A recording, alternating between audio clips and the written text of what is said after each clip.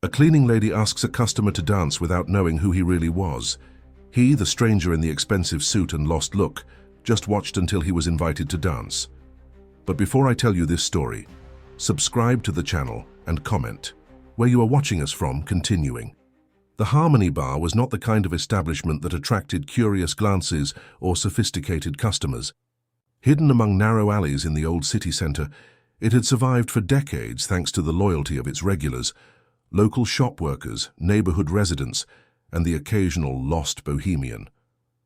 The smell of strong coffee mingled with the aroma of cold beer and simple snacks, creating a welcoming atmosphere that made anyone feel at home.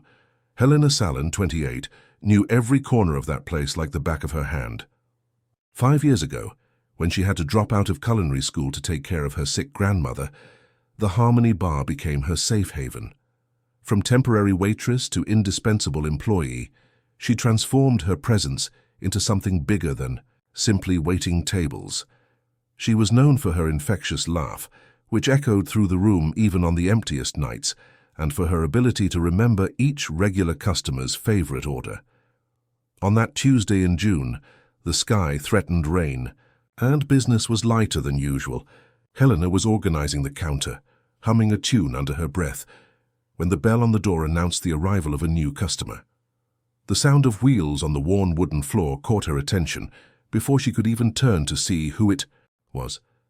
The man in the wheelchair seemed out of place in that environment.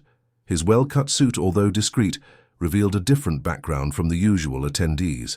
He must have been in his 50s, with grey hair at his temples contrasting with the still dominant black, and a posture that, even when seated, conveyed a natural dignity. But it was his eyes that captured Helena's attention. There was a deep melancholy in them, the kind that seems to have taken root in the soul.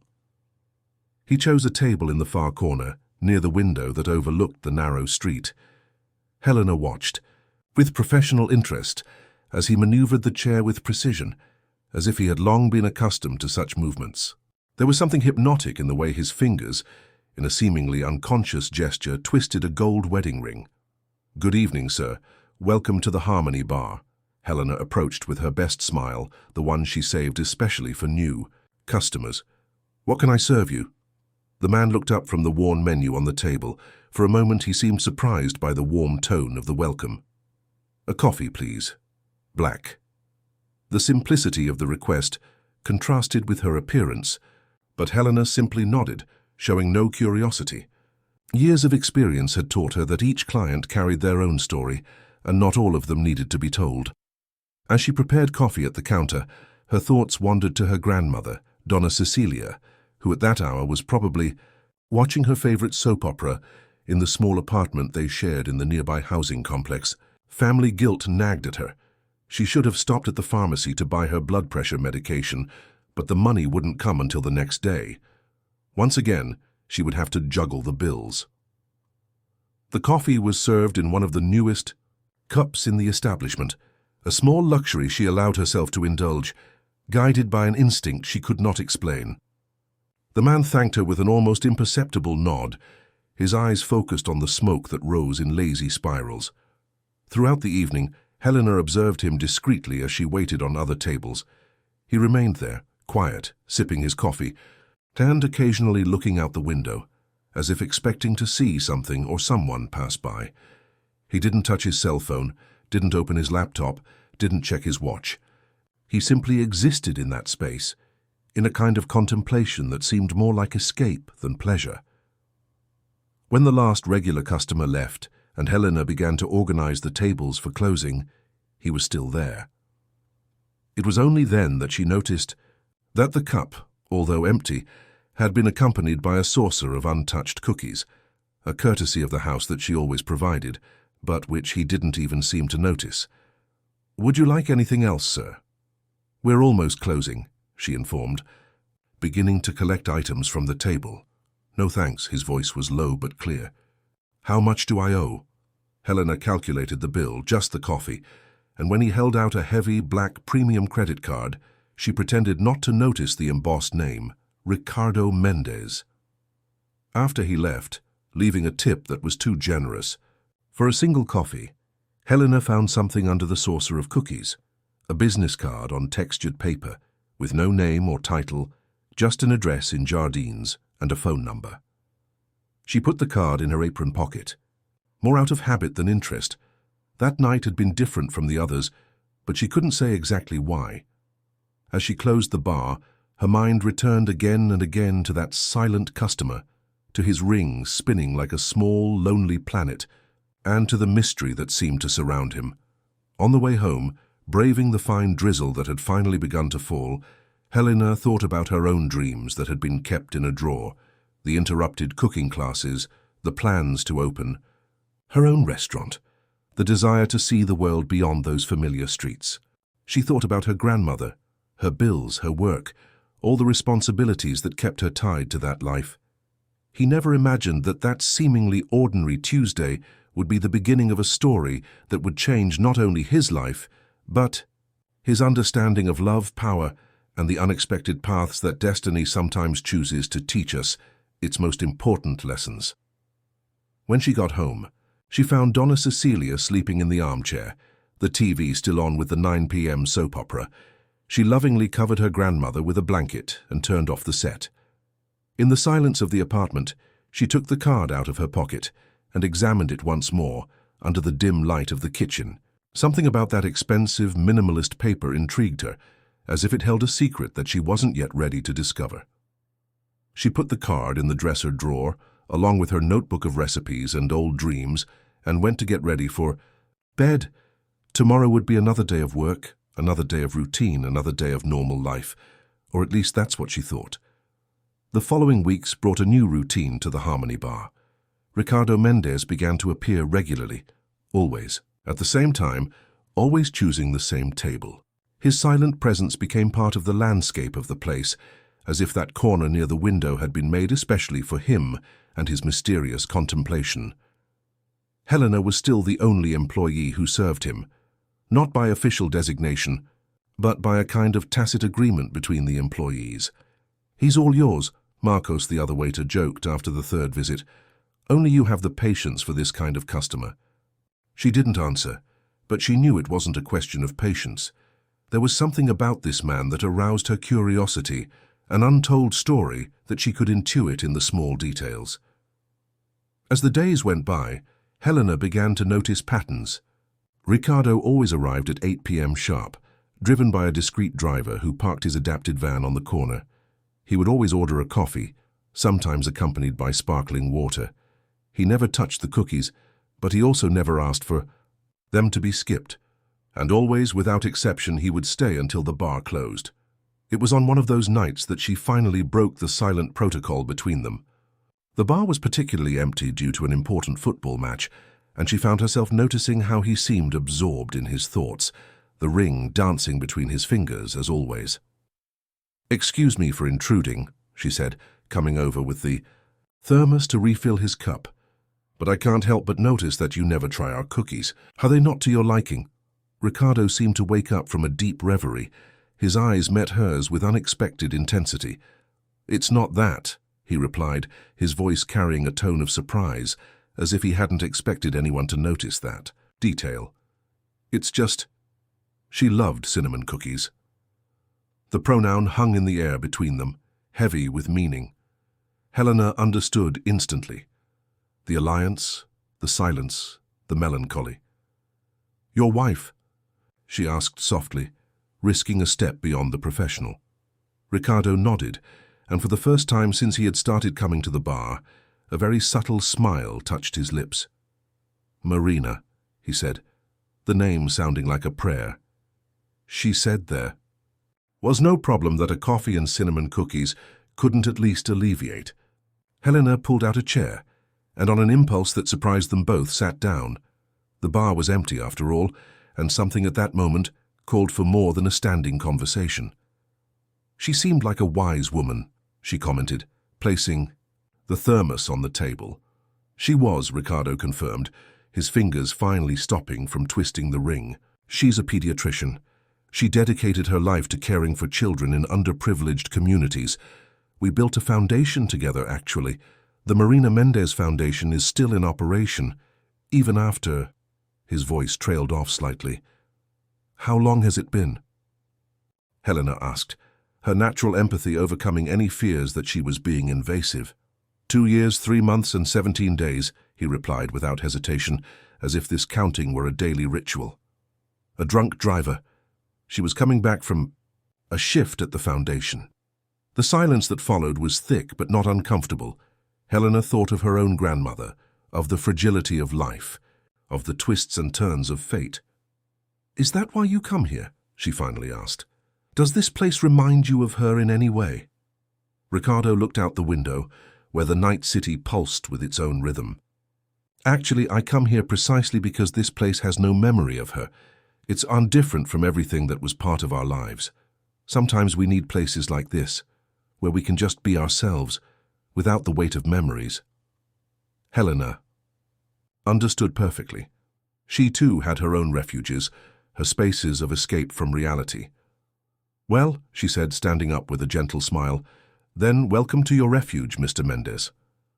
"Ricardo," he corrected, surprising them both. "You can call me Ricardo." That night marked a subtle but significant shift in their dynamic.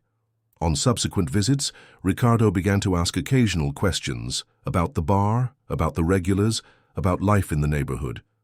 Helena, in turn, began sharing little stories as she poured his coffee, funny anecdotes about customers, events of the day, snippets of her own life. She told him about her grandmother, about how she had to drop out of culinary school to take care of her when Donna Cecilia's health deteriorated. She spoke of her hidden dreams, of the recipes she created in her spare time, of the crumpled notebook where she wrote down ideas for a future restaurant. Ricardo listened to her with genuine attention, as if every word mattered. In return, he began to share his own stories, about building his business empire, about how he met Marina during a social event, about the projects of the foundation he maintained in her memory. One evening, he casually mentioned that the foundation was planning to open a school restaurant for young people from underprivileged communities. Helena's eyes lit up with interest, but she said nothing. Ricardo noticed, of course, but he also kept quiet about it. The Harmony Bar became a unique space for both of them. For him, a place where he could exist without the weight of his name and fortune. For her, a place where her dreams seemed a little less distant. Their conversations, though still brief and sparse, began to carry a different kind of intimacy, as if they were sharing a secret that not even they fully understood. It was during one of these conversations that Ricardo mentioned the benefit concert that would take place at the end of the month. "The foundation is organizing it," he explained, turning the empty cup between his hands. "It's a tradition that Marina started. She believed in the power of music to bring people together." Helena noticed how he could now say her name, without his voice shaking, although his eyes still held that familiar melancholy. "It must be a very special event," she commented, wondering what kind of people would attend something like that. "Yeah," he agreed, and then, after a pause that seemed to last forever, he added, "You should come." The invitation caught Helena completely off guard. "Me? But I don't know if it would be appropriate. I mean, it's not exactly my scene, and—" "Please," Ricardo interrupted her gently, "it would be important for me to have someone real there." There was something in his tone, a vulnerability she'd never noticed before that made her hesitate. "I'll think about it," she finally said, knowing she would need time to process what his invitation really meant. That night, after Ricardo left, Helena spent longer than usual tidying up the bar, her mind a whirlwind of thoughts. She was aware that something was changing between them, something that went beyond the simple friendship between a waitress and a regular customer. It was unfamiliar territory, and for the first time in a long time she allowed herself to feel afraid of the unknown. At home, lying on her small bed in her cramped apartment, Helena thought about how her life had subtly changed since that first Tuesday. She thought about Ricardo, about his quiet dignity, about how he seemed to carry the weight of the world on his shoulders, even though he had everything money could buy. She thought about Marina, a woman she had never met but whose presence seemed to hover over every interaction between them. The invitation to the concert lay on her bedside table, a neat envelope that Ricardo had left along with his usual generous tip. Inside, along with the tickets, was a handwritten card, "To Helena, who taught me that sometimes we need new places to find ourselves again, Ricardo." Closing her eyes, Helena knew she was on the brink of something big, something that could change her life forever. The question was she ready to take that step? The Municipal Theatre of São Paulo was resplendent on the gala night, its golden lights reflecting off the windows of the surrounding buildings. Helena remained in the taxi for a few minutes, gathering the courage to get out.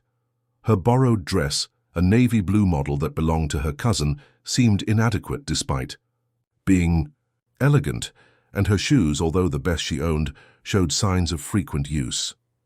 Taking a deep breath, she finally left the taxi and walked up the historic steps of the theatre. Each step echoed in her ears as a reminder that she didn't belong there. The invitation in her bag felt like it weighed a ton, as if questioning her very presence there. In the main lobby, dozens of people milled about in formal attire, chatting in polite tones about art, politics, and philanthropy. Helena felt instantly exposed, as if everyone could see through her facade and spot the waitress from the Harmony Bar trying to pass herself off as something she was not. It was then that he saw him. Ricardo was near the entrance to the main hall, his wheelchair contrasting with his impeccable tuxedo. He was talking to a small group of people, but his eyes were restlessly scanning the room, as if searching for something, or someone. When their eyes met, his face lit up in a way Helena had never seen before. It was as if, for the first time, since she had met him, he was truly present in the moment. "You came," he said simply as she approached, his voice carrying a mixture of relief and restrained joy. "I came," she replied, trying to control her nervousness, "although I'm still not sure if it was a good idea." Ricardo smiled, a genuine smile that completely transformed his expression. "It was the best idea," he assured her, and then turned to the group he was talking to. "Allow me to introduce Helena Salin, a very special friend." The introductions that followed were a blur of important names and impressive titles. Helena noticed the curious glances, the discreetly raised eyebrows, the barely concealed whispers. One particularly elegant woman, who introduced herself as Beatriz Mendez, Ricardo's sister, scrutinized her from head to toe with an interest that bordered on indiscretion. "So you're the famous Helena," Beatriz commented, her tone wavering between cordiality and something more complex. "Ricardo mentioned that you work at a establishment downtown?"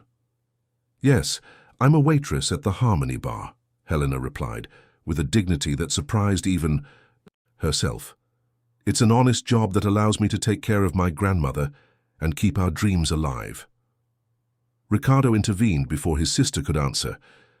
"Helena is studying gastronomy. She has a natural talent for understanding people through food." "I was studying," she corrected softly. "I had to stop a few years ago." An uncomfortable silence fell, broken by the arrival of a stern-looking, middle-aged man. "Ricardo," he called, his deep voice carrying authority. "We need to discuss some details about the Foundation's new project before the concert begins." "Carlos," Ricardo greeted him with a wave. "This is not the time." "It's exactly the right time," Carlos insisted, giving Helena a meaningful look. "Board matters can't wait." Helena noticed the growing tension and took a step back. "I should find my place," she said, but Ricardo gently grabbed her wrist. "No," he stated firmly, "you are my guest. Carlos, any Foundation business can wait until tomorrow." The other man frowned, but before he could argue, the lights flashed, announcing the start of the show. Helena felt simultaneously relieved and apprehensive when Ricardo insisted that she take the seat next to him in the front row, an area clearly reserved for special guests. The concert itself was magnificent. The symphony orchestra performed pieces that Marina had selected during her lifetime, a mix of classics and Brazilian compositions that spoke of love, loss, and hope. At one point, Helena noticed Ricardo crying silently beside her. Without thinking, she covered his hand with hers. It was a simple gesture, but full of meaning. Ricardo intertwined his fingers with hers, and they remained that way until the end of the presentation. During the cocktail party that followed, Helena noticed the stares intensifying. People whispered behind champagne glasses, and more than once she caught fragments of conversation where her name was mentioned. Ricardo seemed not to notice, or chose to ignore it, keeping her close as they walked around the room. It was during one of these walks that Carlos intercepted them again, this time accompanied by a young reporter. "Ricardo Julia from Estado would like to ask you some questions about the foundation," he announced, with a smile that didn't reach his eyes. The reporter, however, seemed more interested in Helena. "And this is—" "A friend," Ricardo replied, dryly, his posture visibly changing. "A friend who works as a waitress at a bar downtown," Carlos added with false casualness. "Interesting how paths cross, isn't it?" Helena felt her blood run cold. The implication was clear, and for the first time that night, she fully understood the social gulf that separated her from Ricardo. It wasn't just a question of money or status, it was a whole world of expectations, traditions and appearances that she would never be able to live up to. "Excuse me," she murmured, gently pulling away from Ricardo's hand. "I need some air." She fled to the theater terrace, her heart pounding. The city stretched out before, her lights twinkling like earthly stars, reminding her of her place in the world. Here was São Paulo, the same city she had always known, but seen from a completely different angle, just as her life seemed now. "Don't let them get to you," Ricardo's voice came from behind her. He had followed her to the terrace. "Carlos is a protective idiot who thinks he knows what's best for me and the foundation. But he's not wrong, is he?" Helena turned to face him. "Look at us, Ricardo. Look at this place, at these people. I don't belong in this world." "And you think I belong?" He laughed humorlessly. "I spent years building an empire, playing by their rules, trying to prove myself. You know where I feel truly at peace these days. In a modest bar downtown talking to a waitress who has more wisdom and dignity than all those people combined." His words hit her like waves, washing away some of her insecurities, but bringing back others even deeper. "What are we doing, Ricardo? What is this between us?" He walked over, his chair silent on the marble floor. "I don't know," he admitted softly. "I just know that for the first time in 2 years, 3 months and 24 days, she added, surprising them both. "Yes," he smiled, his eyes shining with something that looked like hope. "For the first time in all this time, I feel like I'm actually alive again." The moment was interrupted by Beatrice, who appeared at the terrace door. "Ricardo, the main donors are waiting for the official photo." Helena stepped back instantly, resuming her reserved posture. "Go," she said. "Your duties await you." "It doesn't have to be this way," he protested, but she was already walking away. "Yes, for now," she replied with a sad smile. "Good evening, Ricardo. The concert was wonderful." She left the theater a few minutes later, ignoring the stares and whispers. In the taxi ride home, she allowed herself to cry, not from sadness, but from an emotion too complex to name. Something had changed irreversibly that night, and she knew her life would never be the same again. At home, she found her grandmother awake, waiting for her. "How was it, my daughter?" Donna Cecilia asked, her wise eyes immediately realizing that something important had happened. Helena sat down beside her on the worn sofa, still in her borrowed dress. "It was intense," she answered honestly. "Grandma, do you believe that sometimes fate has a very strange sense of humor?" The old woman smiled, taking her granddaughter's hand in hers. "I believe that destiny knows exactly what it is doing, even when we don't understand." That night, Helena took a long time to fall asleep. She stared at the ceiling of her small room, replaying every moment of the concert, every look she exchanged with Ricardo, every word left unsaid. She knew she had crossed an invisible line, and there was no going back. The question now was, where to go from there? The days that followed the concert brought a new dynamic to the Harmony Bar. Ricardo continued to show up regularly, but something had changed in the atmosphere between him and Helena. Every look carried a different weight. Every unspoken word hung in the air like an unfulfilled promise. The other employees began to notice, and the whispers in the corners of the bar multiplied. One particularly busy night, Marcos pulled Helena aside while she made another round of coffee. "You're playing a dangerous game, Helena," he warned, genuine concern in his voice. "This guy, he's not for us. I saw his picture in a business magazine the other day. Do you know how much his company is worth?" Helena continued her task, avoiding her colleague's gaze. "It's not what you're thinking, Marcos. We're just friends." "Friends?" Marcos laughed humorlessly. "Is that what you tell yourself? Because that's not what everyone is seeing. The customers are talking about it, you know. Even Zay is worried." Before Helena could respond, the bar door opened and Ricardo walked in. But this time he wasn't alone. Carlos, the concert executive, was with him, his impeccable suit clashing with the surroundings as much as his expression of barely concealed displeasure. Helena felt her stomach sink. Something was wrong. Ricardo looked tense, his shoulders rigid as he maneuvered his chair to his usual table. Carlos followed, sitting across from him with a posture that made his mission clear. This was not a social call. Helena approached the table, maintaining her professionalism. "Good evening, gentlemen, the usual Mr. Mendez." "Actually," Carlos interrupted before Ricardo could respond, "we need a private moment. Can you excuse us?" Ricardo shot Helena an apologetic look, and she nodded discreetly and walked away. But even from across the room she could feel the tension emanating from that table. The two men's voices, though low, occasionally rose high enough for fragments of their conversation to reach her. Responsibility for her legacy. "Cannot ignore the implications. The press is already speculating." Helena tried to focus on her tasks, but her eyes inevitably returned to that table. She saw when Carlos placed a tablet in front of Ricardo, showing something that made the businessman pale. She saw when Ricardo ran his hand through his hair in a gesture of frustration that she already knew well. After almost an hour, Carlos finally stood up. As he passed Helena towards the exit, he stopped briefly. "Miss Sallon," his voice was controlled but firm, "I hope you understand that some situations, no matter how interesting they may seem, need to be avoided for the greater good. The Marina Mendez Foundation has a reputation to uphold." Before Helena could fully process what those words meant, he was already gone. Ricardo remained at his desk, his eyes fixed on a distant point, the ring spinning on his finger at an almost frantic speed. Helena waited a few minutes before approaching. When she finally reached the table, Ricardo looked up at her, and what he saw there startled her. A mixture of pain, anger, and something that looked a lot like shame.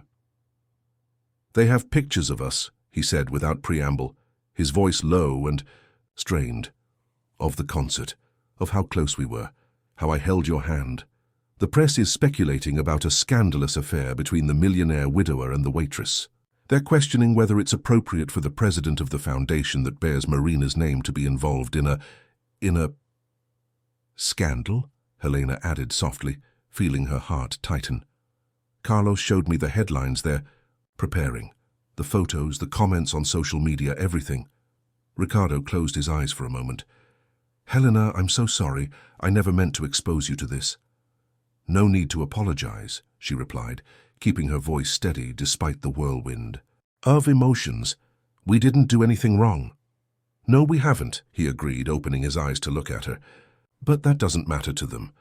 The foundation's board is worried about its image. Investors are nervous. Carlos showed me the numbers. Donations have already started to drop just from the rumors."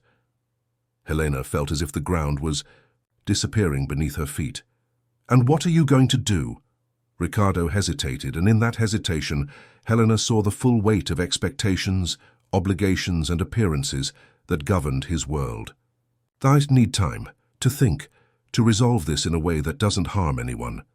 "You mean in a way that doesn't harm the foundation?" she corrected, unable to contain the bitterness in her voice. "Helena, please." He reached out to touch her, but she took a step back.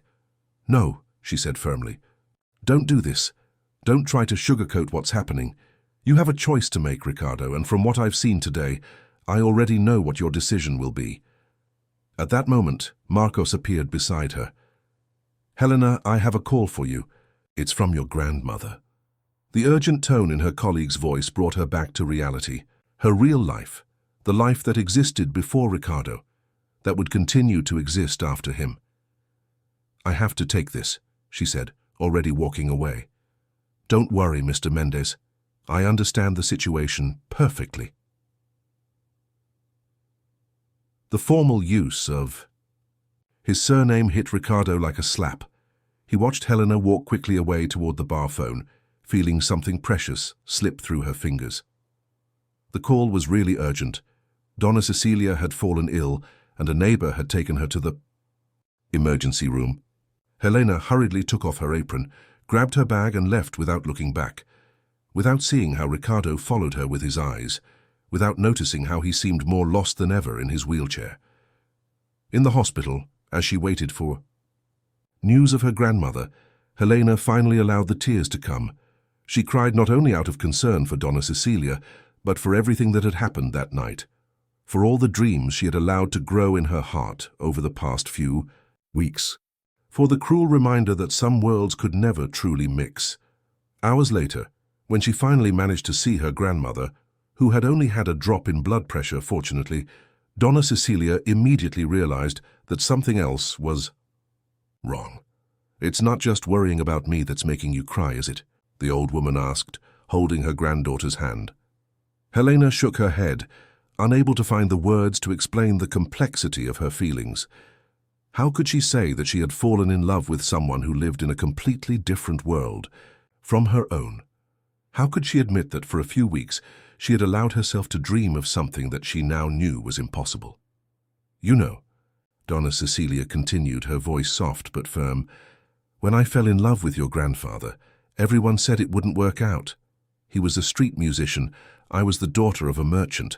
My father almost disowned me. It's different, Grandma, Helena whispered. The gap between me and him is much greater. Love does not measure abysses, my daughter, the old woman replied wisely. It only knows how to jump over them.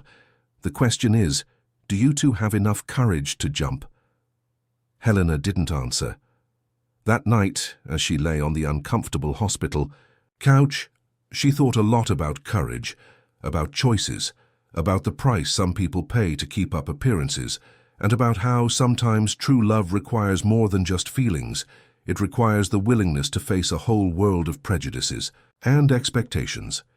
The next day when he returned to work, Ricardo didn't show up, or the next day or the following week. His desk in the corner remained empty, like a silent reminder of something that could have been but wasn't. Helena continued her routine, serving coffee, smiling at customers, taking care of her grandmother. But something had changed inside her. She had learned the hard way that some dreams, no matter how beautiful they are, need to remain just that, dreams. Autumn arrived in Sao Paulo, bringing with it a melancholy that seemed to perfectly match Helena's state of mind. 3 weeks had passed since she had last seen Ricardo, and the Harmony Bar had returned to its normal routine, or almost normal. The regular customers still occasionally commented on the rich client in the wheelchair who had disappeared as mysteriously as he had appeared. Helena kept herself busy, focusing her energy on caring for her grandmother, who was still recovering from the shock of her low blood pressure, and on her responsibilities at the bar. But in the quiet hours when the business slowed down and she found herself staring at the empty table in the corner, the pain of Ricardo's absence was almost physical. It was on one of these quieter evenings that Julia, the reporter she had briefly met at the concert, showed up at the bar. Dressed casually, almost discreetly, she could have passed for any ordinary customer if Helena hadn't recorded her face on that fateful night. "Can I sit down?" Julia asked, approaching the counter where Helena was arranging the cups. There was no hostility in her voice, just barely concealed professional curiosity. Helena hesitated for a moment, but then nodded. The bar was practically empty, and something in the reporter's eyes suggested that she wasn't going to leave without saying whatever it was she had come to say. "Coffee?" Helena offered, already reaching for the thermos. "Please," Julia smiled, settling herself on the stool. "You know, I've been following your story with Ricardo Mendez for a few weeks now, It's fascinating how some stories start small and end up touching on much bigger issues. Helena poured the coffee silently, her face carefully neutral. There's no story to go with it. That's not what the evidence suggests, Julia continued, pulling a tablet from her bag. Ricardo Mendez, one of the country's most discreet businessmen, has started to regularly frequent a modest bar downtown. Always at the same time, always served by the same waitress. Then he shows up with her at one of the most important events on São Paulo's social calendar. And then suddenly he disappears. If you already have the whole story together, why are you here? Julia took a sip of her coffee before answering, because every good journalist knows that there's always more to a story than meets the eye. For example, did you know that the Marina Mendez Foundation is about to announce a major urban revitalization project? A project that, coincidentally or not, includes this very area of downtown. Helena felt her heart race, but she kept her composure. No, I didn't know. And did you know that Carlos Montenegro, the same executive who came here a few weeks ago, is pushing the council to approve the demolition of several blocks, including this one where we are? This time, Helena couldn't hide her surprise. What? Julia smiled, but there was no malice in her gesture. That's where the story gets interesting. Because you see, Ricardo Mendez has veto power over any decision the council makes, and in recent weeks he has systematically blocked every attempt to approve Montenegro's original project. Helena absorbed the information slowly, her hands tightening around the dish towel she was holding. Why are you telling me this? Because I think you deserve to know what kind of war is going on behind the scenes, Julia replied, her voice dropping to a whisper. Montenegro and its allies are using your supposed relationship with Ricardo as a weapon. They're painting you as a gold digger who's manipulating a vulnerable widower. They're using Marina's memory to pressure Ricardo emotionally. Helena felt sick. The idea that her work, her dignity, her feelings were being used as ammunition in a corporate war left her deeply disturbed. But Ricardo, she began, then stopped, unsure of what she really wanted to ask. Ricardo is fighting his own battles, Julia added softly. And from what my sources indicate, he is rapidly losing support on the board. The question is, what is he really trying to protect? Marina's legacy or something else? Before Helena could fully process what she was hearing, the door to the bar opened, and Beatriz Mendez walked in, her high heels echoing on the wooden floor. Her eyes found Helena immediately, and her expression was a complex mix of determination and something that could be interpreted as regret. "Miss Sallin," she called, approaching the counter. "We need to talk." Julia stood up discreetly, leaving a generous note under her coffee cup. "Think about what I said," she murmured to Helena before leaving, casting a meaningful glance at Beatrice. As soon as the reporter left, Beatrice took the place she had left vacant. For a few moments, she simply observed Helena in silence, as if evaluating her. "My brother is destroying everything he's built," she finally said, her voice carrying a mix of frustration and genuine concern. "And somehow you're at the center of it all." "I didn't ask to be here," Helena replied, maintaining her dignity. "I never wanted to cause trouble for anyone." "But it did," Beatrice sighed. "Look, I didn't come here to fight. I came because Ricardo isn't well. He hasn't left the house in days except for board meetings, where he continues to block the project that could save the foundation from the financial crisis we're facing." Helena felt her heart tighten. The image of Ricardo isolated suffering hit her with unexpected force. "What do you want from me?" "I want you to talk to him," Beatrice replied, surprising Helena. "Not to convince him to approve the project or to push him further away. Just talk to him. Because ever since that night here at the bar, my brother has gone back to being the ghost he was right after Marina's death. And something tells me that only you can bring him back." "Why are you asking me this? I thought you, more than anyone, disapproved of any rapprochement between us." Beatrice smiled sadly. "Because I learned the hard way that sometimes our most solid certainties can be wrong. Marina taught me that. She wasn't what our family expected for Ricardo either, you know. She was a community doctor, idealistic, stubborn. but she made him happier than any of the suitable candidates our mother chose. Helena processed that information in silence, mentally going over everything Julia had revealed, everything that was at stake. "Is he home now?" he asked finally.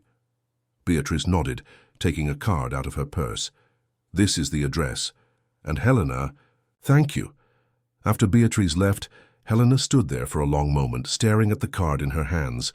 The address was in one of the most exclusive neighborhoods in the city, a world completely different from her own. But maybe it was time to stop thinking about different worlds and start thinking about bridges between them. "Marcos," she called, taking off her apron. "I need to leave early today. It's important." Her colleague looked at her understandingly. "Are you going after him?" "I'm going after the truth," she replied, picking up her purse, "whatever that may be."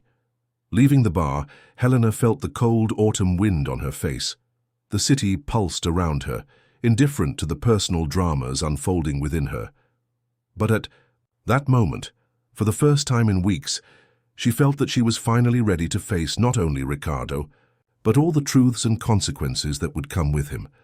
The taxi she hailed seemed too small to carry the weight of her expectations, but she got in anyway, determined to find out if what was between her and Ricardo was strong enough to survive not only the social prejudices, but also the complex webs of power, money and influence that surrounded their lives. The Mendez mansion stood imposingly at the top of Morumbi, its soft lights dotting the São Paulo night. Helena paid for the taxi and stood for a few moments in front of the wrought iron gates, feeling the weight of the decision she had made. The security guard watched her curiously through the security cameras, probably wondering what a woman dressed so simply was doing there at that hour. "Good evening," she said into the intercom, trying to keep her voice steady. "My name is Helena. Salon, Beatrice Mendez asked me to come." There was a moment of silence, then the gate slowly began to open. Another security guard appeared to escort her through the meticulously manicured garden. Helena noticed the access ramps discreetly integrated into the design of the property, adjustments made, no doubt, after the accident that had taken Marina from them. The front door was opened by a middle-aged housekeeper who examined her with practiced eyes before leading her through a foyer larger than her entire apartment. "Mr. Mendez is in his office," she informed him professionally. "This way, please."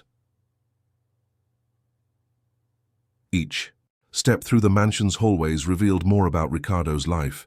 Elegantly framed photographs, carefully chosen works of art, furniture that surely cost more than all his years of working at the bar. But what caught his attention the most were the photographs of Marina. She was everywhere, her radiant smile frozen in time, her eyes shining with a joy that seemed to overflow from the images.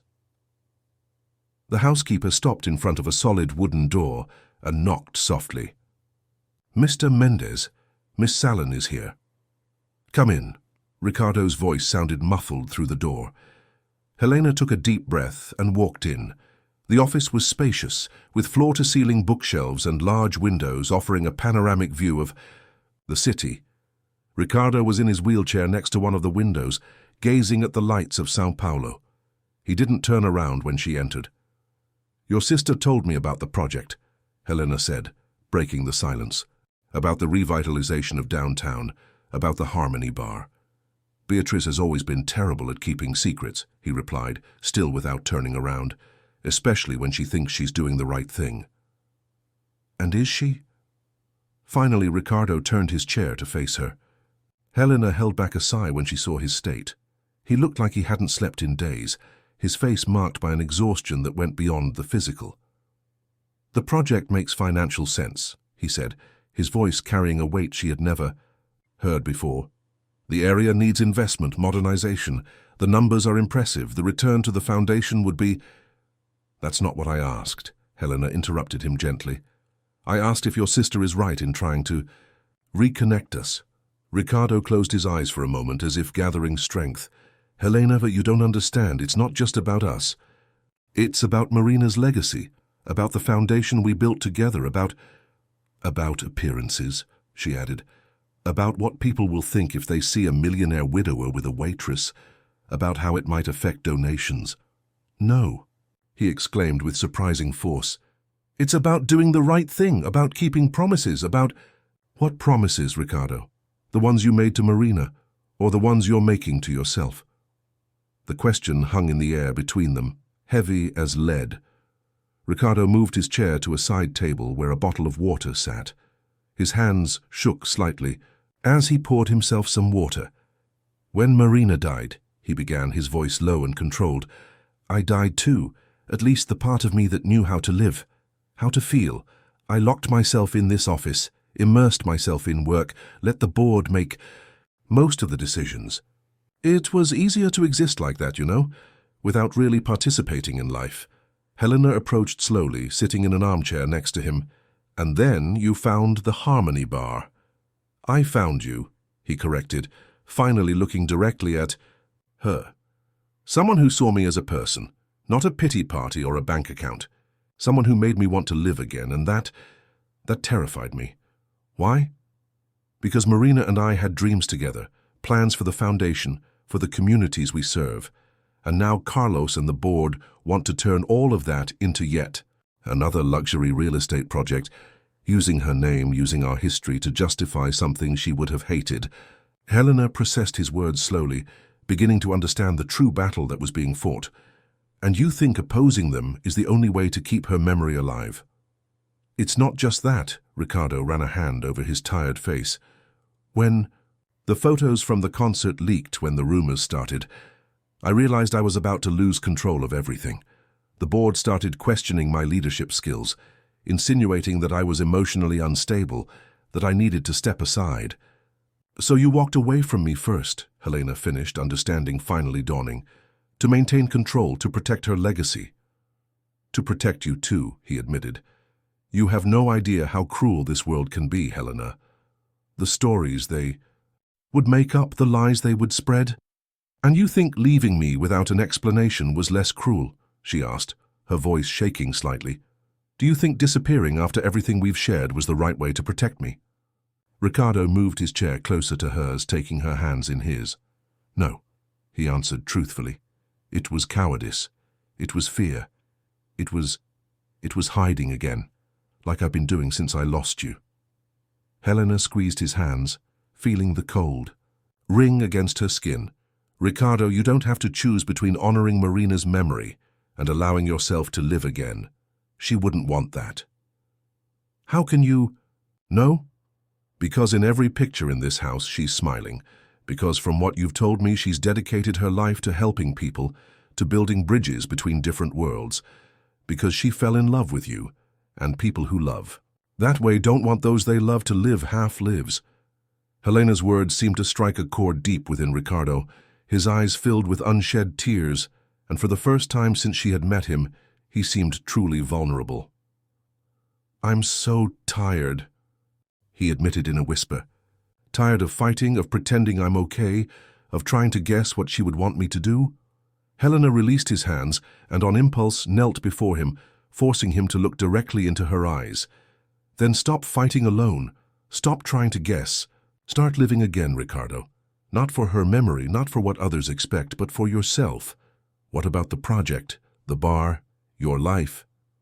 "We will find a solution," she said firmly. "One that respects both Marina's legacy and the future we can build. But first, you need to decide if you are ready for that future." Ricardo was silent for a long moment, his eyes fixed on hers. Then, slowly, he began to turn the ring on his finger, not with his usual eagerness, but with a new determination. "Do you know what Marina once told me?" he asked softly. "That sometimes we have to lose everything to find out what really matters. At the time I didn't fully understand what she meant. And now. He removed the ring from her finger for the first time in 2 years, placing it carefully on the table. "Now I understand that honoring someone we love doesn't mean living in the past. It means carrying the best of them with us as we move forward." Helena felt her heart race at the symbolism of that gesture. "And where do you want to go now?" In answer, Richard leaned forward in his chair and with infinite gentleness took her face between his hands. "Wherever you are," he whispered, and then he kissed her.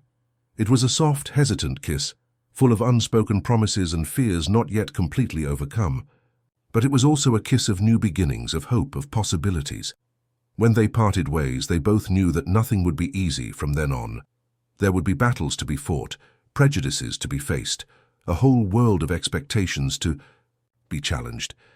But for the first time since their paths crossed that first night at the Harmony Bar, both Helena and Ricardo felt that they were finally ready to face it all, together. The days that followed the meeting at the Mendez mansion were a whirlwind of emotions and changes. The news that Ricardo Mendez, the powerful widowed businessman, was officially in a relationship with Helena Salin, the waitress at the Harmony Bar, exploded in São Paulo's social circles like a bomb with long-lasting effects. The bar, once a discreet and welcoming establishment, became a pilgrimage point for photographers and curious onlookers. Some came to drink coffee, others simply wanted to see the place where the unlikely love had been born.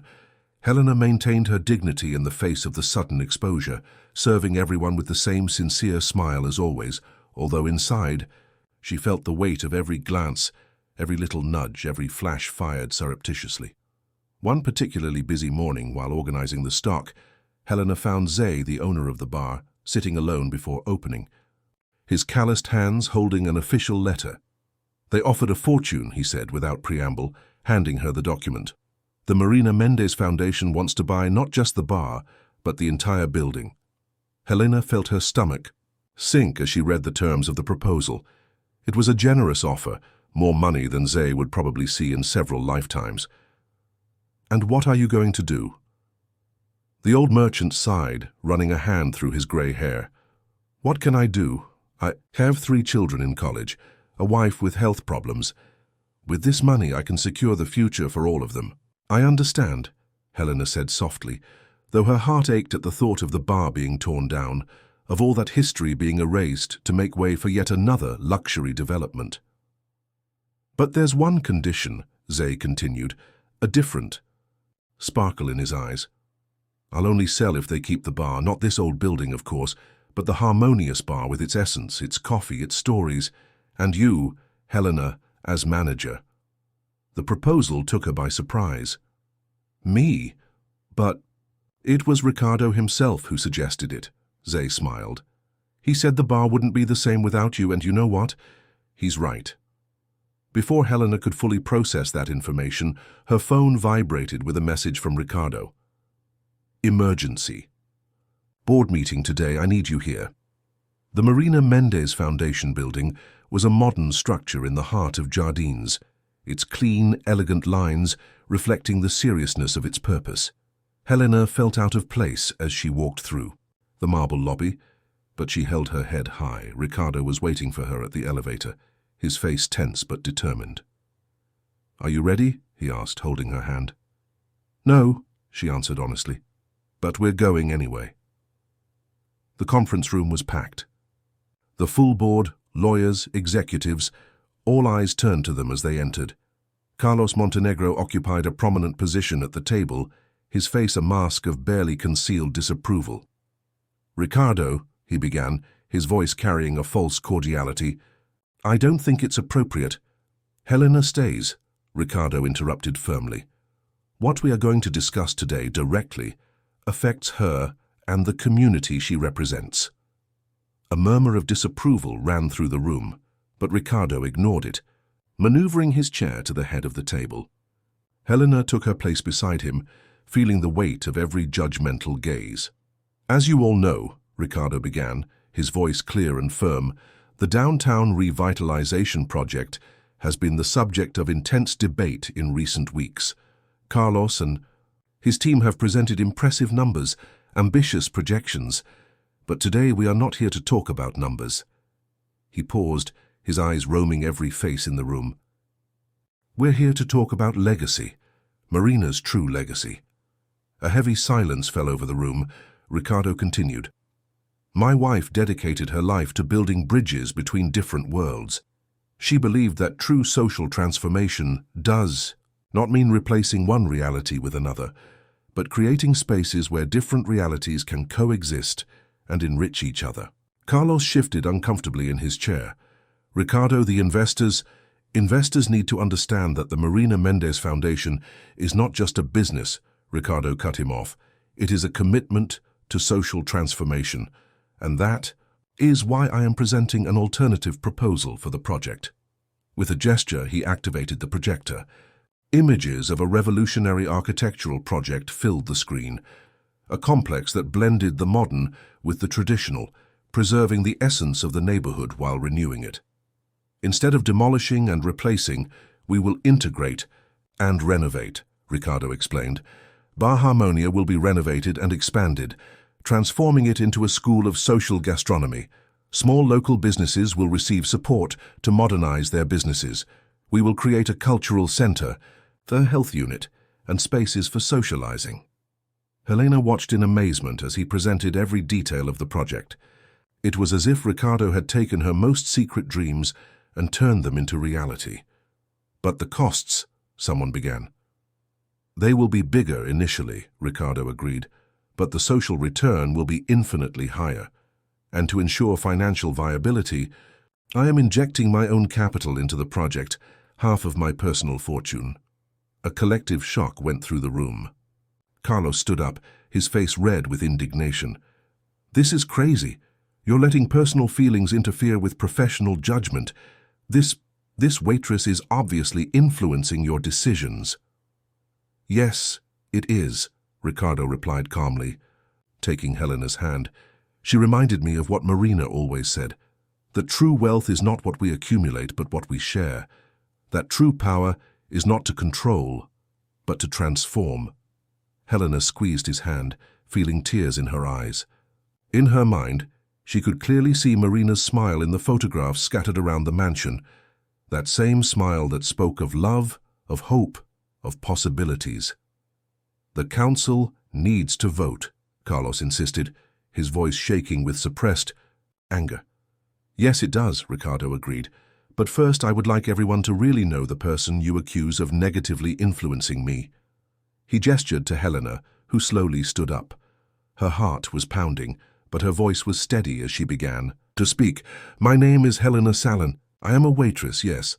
I am the granddaughter of a seamstress and the daughter of a professor. I dropped out of culinary school to take care of my sick grandmother. I have been working since I was 16, and I know every person, every story, every dream that is part of that neighborhood that you want to demolish. She paused, looking directly at Carlos. I'm not here to ask for favors or privileges. I'm here because I believe, as Marina did, that true transformation happens when people from different worlds allow themselves to see beyond labels and prejudices. A deep silence followed his words. Ricardo smiled, his eyes shining with pride and love. Beatrice, sitting on the other side of the table, was the first to speak. I vote for the new project, she declared firmly. Marina would have loved it. One by one, other council members began to voice their support. Carlos watched helplessly as his carefully constructed opposition crumbled. When the vote was over, the new bill had passed by a landslide. Leaving. The meeting, Helena and Ricardo stopped in the foundation's garden. The afternoon sun painted everything with golden tones, and a gentle breeze carried promises of change. You just donated half your fortune to a social project, she said, still processing everything that had happened. Ricardo smiled, pulling her closer. Actually, I just invested in our future in every way possible, and there, under the same sky that had witnessed so many unlikely love stories, they kissed, no longer as the businessman and the waitress, no longer as representatives of different worlds, but simply as two people who had found, in each other, the courage to turn dreams into reality. The following months brought a quiet revolution to downtown São Paulo. The revitalization project advanced not as a top-down imposition, but as a constant dialogue between different realities. Helena found herself at the center of this transformation, balancing between two worlds that were slowly beginning to intertwine in surprising ways. The Harmony Bar remained open throughout the first phase of the construction, functioning as a sort of informal headquarters where residents, architects, business people and workers met to discuss each stage of the process. The old wooden tables, which had witnessed so many stories over the years, now served as support for architectural plans and social projects. One of those busy mornings, while serving coffee to a mixed group of engineers and local business people, Helena was surprised by the arrival of Julia, the reporter who had warned about the disputes behind the scenes at the foundation. "I came to see for myself," Julia said, observing the movement in the bar. "Do you know they're calling this the coffee revolution? The way you're running this project is becoming a case study in social urbanism." Helena smiled, pouring a cup for the journalist. "We're just trying to do the right thing, create something that respects both the past and the future. And how is it going, working alongside him every day?" The question made Helena pause, remembering how her life had changed in the last few months. Ricardo had become a constant presence not only in her personal life, but also in the daily life of the neighborhood. It was common to see him in his wheelchair talking to the older residents, listening to their stories, incorporating their suggestions into the project. "It's natural," she finally replied, "as if it's always been that way." At that moment, the door of the bar opened and Ricardo entered, accompanied by an elderly lady that Helena recognized as Donna Maria, owner of the old pharmacy on the corner. They were laughing about something, and the sound of Ricardo's laughter, something so rare in the early days, now filled the room with an infectious joy. "Helena!" he called, his eyes shining with that special light she had come to love. "Donna Maria has a brilliant idea for the pharmacy space." The old woman smiled shyly. "It's nothing special. I just thought that since we're going to have a culinary school, we could also have a space for natural medicine. You know, combining traditional knowledge with modern medicine as a complement to the health unit you're planning." Helena watched as Ricardo listened attentively, taking notes on his tablet, treating that simple suggestion with the same respect he would give to any executive in a business meeting. "It's perfect," he declared. "In fact, I think Marina would have loved this idea. She always said that true healing comes from the union of scientific knowledge and folk wisdom." The mention of Marina's name no longer carried the sharp pain it once had. Now it was as if she were a benevolent presence, guiding them towards something greater than themselves. Later that day, after the bar had closed, Helena and Ricardo stayed to review the final details of the culinary school project. The plans spread out on the table showed a modern, functional space that retained elements of the old Harmony bar. The wooden counter, the original tiles, even the old doorbell would be incorporated into the new design. "Sometimes I can't believe this is all real," Helena confessed, looking at the plants. "It feels like a dream." Ricardo approached, taking her hand. "Do you know what's most incredible? Seeing how you blossom every day. How you lead naturally, how you inspire those around you. Me, you're the one who's donating half your fortune to transform an entire neighborhood." "Money is just money," he replied simply. "What you bring to this project is much more valuable. Humanity, understanding, the ability to get people from different worlds to sit at the same table and really listen to each other." Helena felt her cheeks flush. In the last few months, she had discovered that she was capable of things she had never imagined. She had gone back to studying, now not only gastronomy, but also social management. She coordinated meetings with architects and community leaders, developed training programs for young people in the neighborhood, and dreamed bigger and bigger. "I got an interesting call today," Ricardo said, changing the subject. "The University of São Paulo wants to use our project as a case study for a master's program in sustainable urban development. They want you to give some talks on community engagement." Helena almost dropped her coffee cup. "Me? Giving lectures at USP? Why not? You have more practical knowledge about social transformation than most academics. No."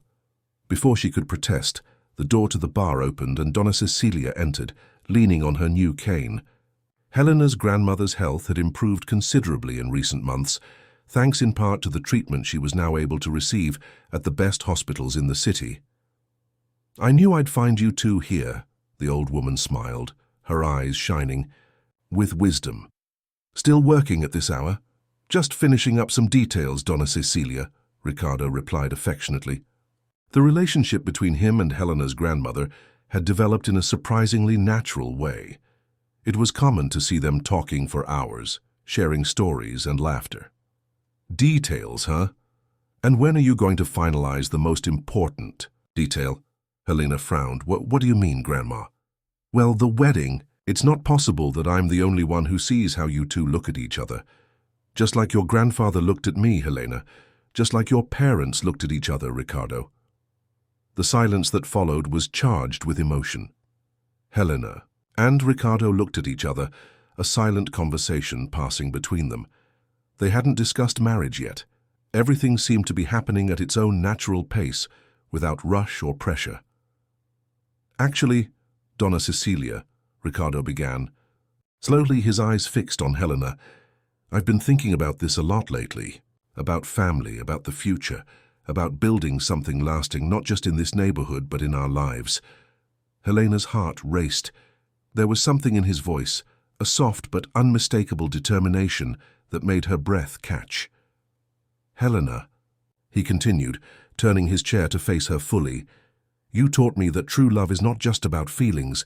It is about construction, about transformation, about the courage to face different worlds and create something new from them.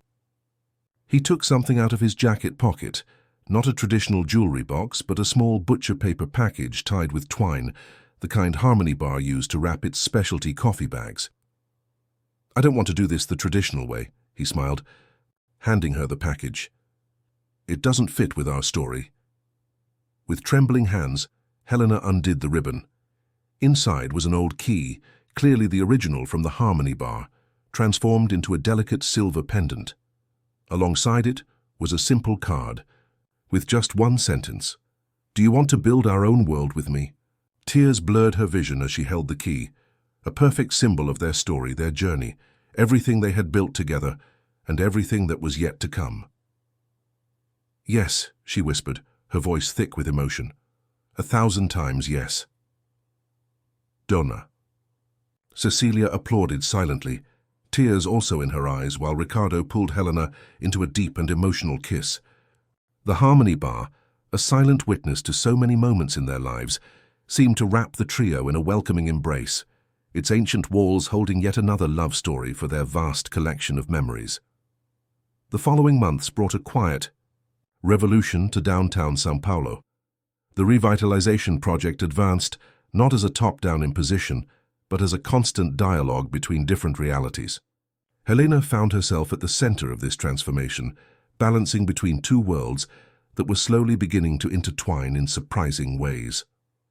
The Harmony Bar remained open throughout the first phase of the construction, functioning as a sort of informal headquarters where residents, architects, business people, and workers met to discuss each stage of the process. The old wooden tables, which had witnessed so many stories over the years, now served as support for architectural plans and social projects. One of those busy mornings, while serving coffee to a mixed group of engineers and local business people, Helena was surprised by the arrival of Julia, the reporter who had warned about the disputes behind the scenes at the foundation. I came to see for myself, Julia said, observing the movement in the bar.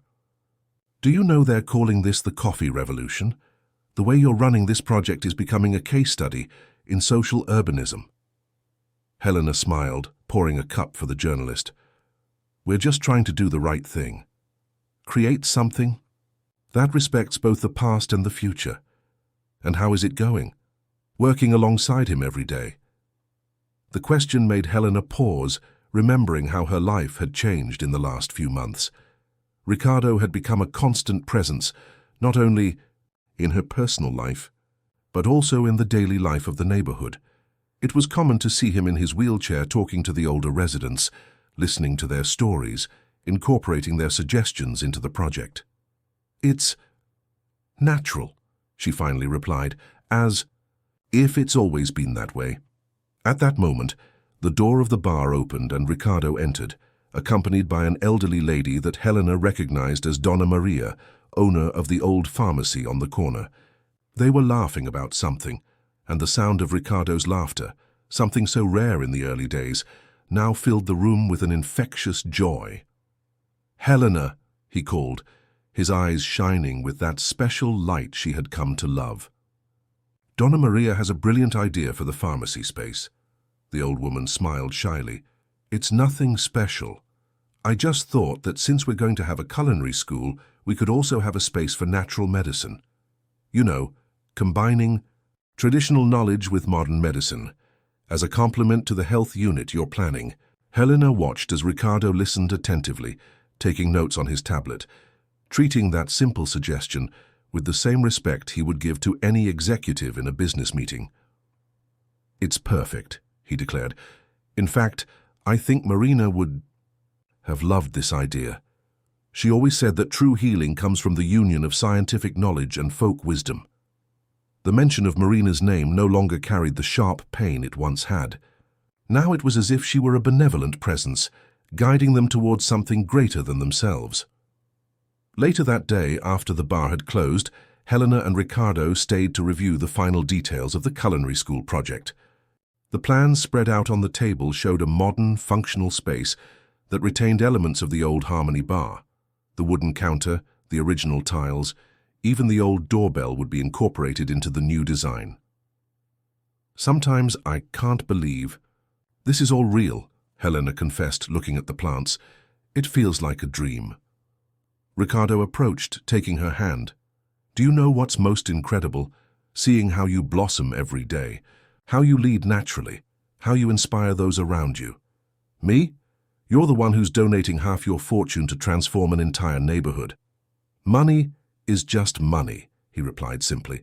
What you bring to this project is much more valuable. Humanity, understanding, the ability to get people from different worlds to sit at the same table and really listen to each other.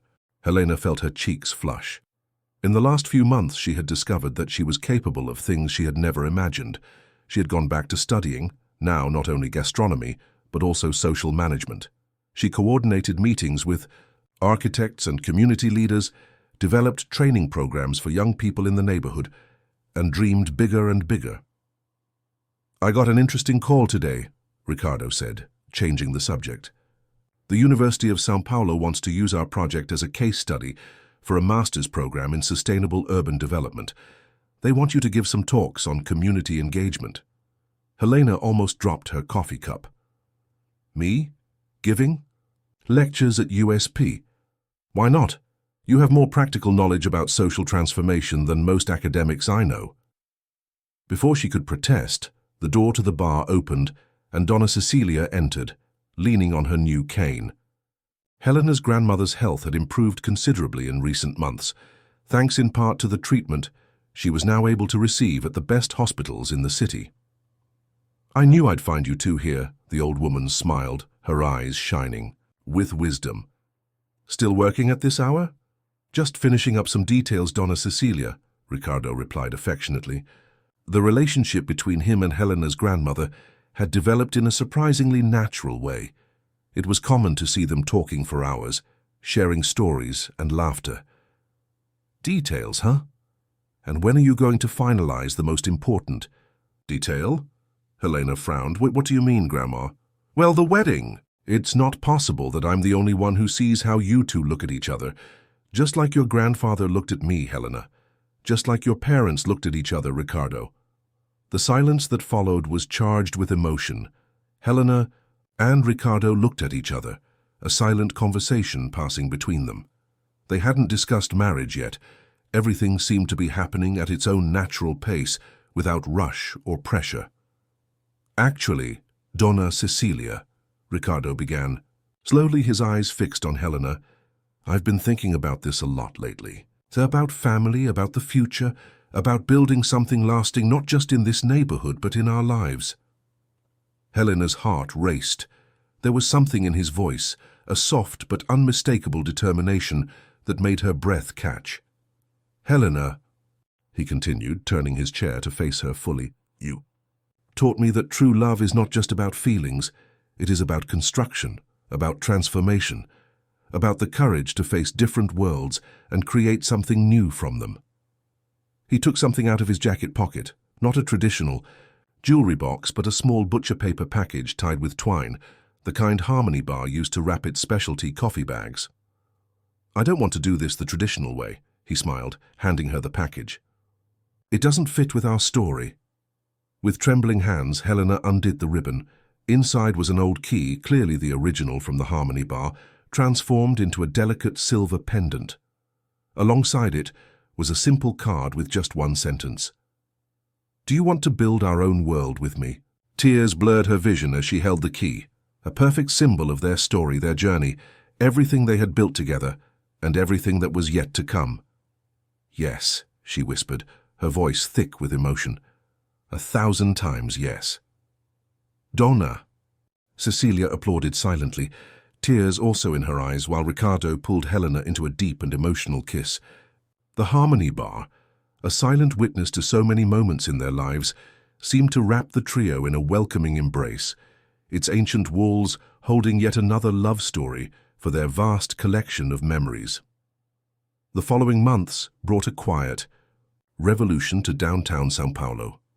The revitalization project advanced not as a top-down imposition, but as a constant dialogue between different realities. Helena found herself at the center of this transformation, balancing between two worlds that were slowly beginning to intertwine in surprising ways. The Harmony Bar remained open throughout the first phase of the construction, functioning as a sort of informal headquarters, where residents, architects, business people, and workers met to discuss each stage of the process. The old wooden tables, which had witnessed so many stories over the years, now served as support for architectural plans and social projects. One of those busy mornings, while serving coffee to a mixed group of engineers and local business people, Helena was surprised by the arrival of Julia, the reporter who had warned about the disputes behind the scenes at the foundation. "I came to see for myself," Julia said, observing the movement in the bar. "Do you know they're calling this the coffee revolution? The way you're running this project is becoming a case study in social urbanism." Helena smiled, pouring a cup for the journalist. "We're just trying to do the right thing, create something that respects both the past and the future. And how is it going? Working alongside him every day?" The question made Helena pause, remembering how her life had changed in the last few months. Ricardo had become a constant presence not only in her personal life, but also in the daily life of the neighborhood. It was common to see him in his wheelchair talking to the older residents, listening to their stories, incorporating their suggestions into the project. "It's natural," she finally replied, "as if it's always been that way." At that moment, the door of the bar opened and Ricardo entered, accompanied by an elderly lady that Helena recognized as Donna Maria, owner of the old pharmacy on the corner. They were laughing about something, and the sound of Ricardo's laughter, something so rare in the early days, now filled the room with an infectious joy. "Helena," he called, his eyes shining with that special light she had come to love. "Donna Maria has a brilliant idea for the pharmacy space." The old woman smiled shyly. "It's nothing special. I just thought that since we're going to have a culinary school, we could also have a space for natural medicine. You know, combining traditional knowledge with modern medicine as a complement to the health unit you're planning." Helena watched as Ricardo listened attentively, taking notes on his tablet, treating that simple suggestion with the same respect he would give to any executive in a business meeting. "It's perfect," he declared. "In fact, I think Marina would have loved this idea. She always said that true healing comes from the union of scientific knowledge and folk wisdom." The mention of Marina's name no longer carried the sharp pain it once had.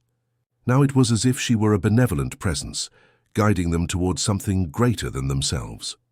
Later that day, after the bar had closed, Helena and Ricardo stayed to review the final details of the culinary school project. The plans spread out on the table showed a modern, functional space that retained elements of the old Harmony Bar. The wooden counter, the original tiles, even the old doorbell would be incorporated into the new design. "Sometimes I can't believe this is all real," Helena confessed, looking at the plants. "It feels like a dream." Ricardo approached, taking her hand. "Do you know what's most incredible? Seeing how you blossom every day, how you lead naturally, how you inspire those around you." "Me? You're the one who's donating half your fortune to transform an entire neighborhood." "Money is just money," he replied simply. What you bring to this project is much more valuable. Humanity, understanding, the ability to get people from different worlds to sit at the same table and really listen to each other. Helena felt her cheeks flush. In the last few months, she had discovered that she was capable of things she had never imagined. She had gone back to studying now not only gastronomy, but also social management. She coordinated meetings with architects and community leaders, developed training programs for young people in the neighborhood, and dreamed bigger and bigger. I got an interesting call today, Ricardo said, changing the subject. The University of São Paulo wants to use our project as a case study for a master's program in sustainable urban development. They want you to give some talks on community engagement. Helena almost dropped her coffee cup. Me? Giving? Lectures at USP? Why not? You have more practical knowledge about social transformation than most academics I know. Before she could protest, the door to the bar opened and Donna Cecilia entered, leaning on her new cane. Helena's grandmother's health had improved considerably in recent months, thanks in part to the treatment she was now able to receive at the best hospitals in the city. I knew I'd find you two here, the old woman smiled, her eyes shining with wisdom. Still working at this hour? Just finishing up some details, Donna Cecilia, Ricardo replied affectionately. The relationship between him and Helena's grandmother had developed in a surprisingly natural way. It was common to see them talking for hours, sharing stories, and laughter. Details, huh? And when are you going to finalize the most important detail? Helena frowned. What do you mean, Grandma? Well, the wedding. It's not possible that I'm the only one who sees how you two look at each other. Just like your grandfather looked at me, Helena. Just like your parents looked at each other, Ricardo. The silence that followed was charged with emotion. Helena and Ricardo looked at each other, a silent conversation passing between them. They hadn't discussed marriage yet. Everything seemed to be happening at its own natural pace without rush or pressure. Actually, Donna Cecilia, Ricardo began slowly, his eyes fixed on Helena, I've been thinking about this a lot lately. About family, about the future, about building something lasting not just in this neighborhood but in our lives. Helena's heart raced. There was something in his voice, a soft but unmistakable determination that made her breath catch. Helena, he continued, turning his chair to face her fully, you taught me that true love is not just about feelings. It is about construction, about transformation, about the courage to face different worlds and create something new from them. He took something out of his jacket pocket, not a traditional jewelry box, but a small butcher paper package tied with twine, the kind Harmony Bar used to wrap its specialty coffee bags. I don't want to do this the traditional way, he smiled, handing her the package. It doesn't fit with our story. With trembling hands, Helena undid the ribbon. Inside was an old key, clearly the original from the Harmony Bar, transformed into a delicate silver pendant. Alongside it was a simple card with just one sentence. Do you want to build our own world with me? Tears blurred her vision as she held the key, a perfect symbol of their story, their journey, everything they had built together, and everything that was yet to come. Yes, she whispered, her voice thick with emotion. 1,000 times yes. Donna Cecilia applauded silently, tears also in her eyes, while Ricardo pulled Helena into a deep and emotional kiss. The Harmony Bar, a silent witness to so many moments in their lives, seemed to wrap the trio in a welcoming embrace, its ancient walls holding yet another love story for their vast collection of memories.